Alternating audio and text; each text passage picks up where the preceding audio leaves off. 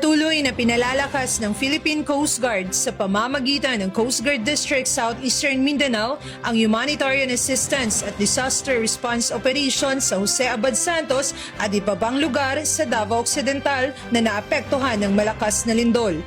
Mula nang tumama ang sakuna, matagumpay nang nakapagsagawa ang Coast Guard District Southeastern Mindanao ng 14 na humanitarian missions upang maihatid ang agarang tulong sa mga apektadong komunidad.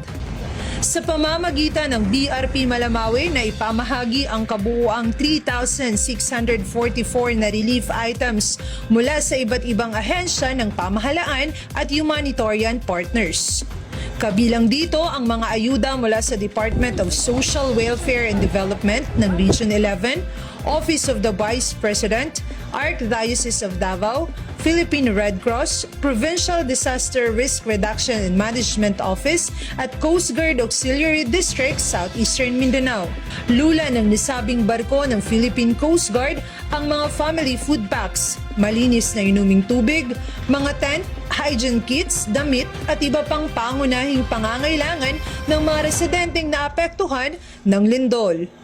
Upang higit pang mapalakas ang operasyon, nagtalaga ang Coast Guard District Southeastern Mindanao ng 123 personnel at 9 na operational assets, kabilang ang mga sasakyang panlupa, communication equipment, floating asset at water desalination systems. Nag-deploy din ang Coast Guard ng isang king handlers at 2 specially trained rescue dogs upang tumulong sa patuloy na search and rescue operation sa mga apektadong lugar.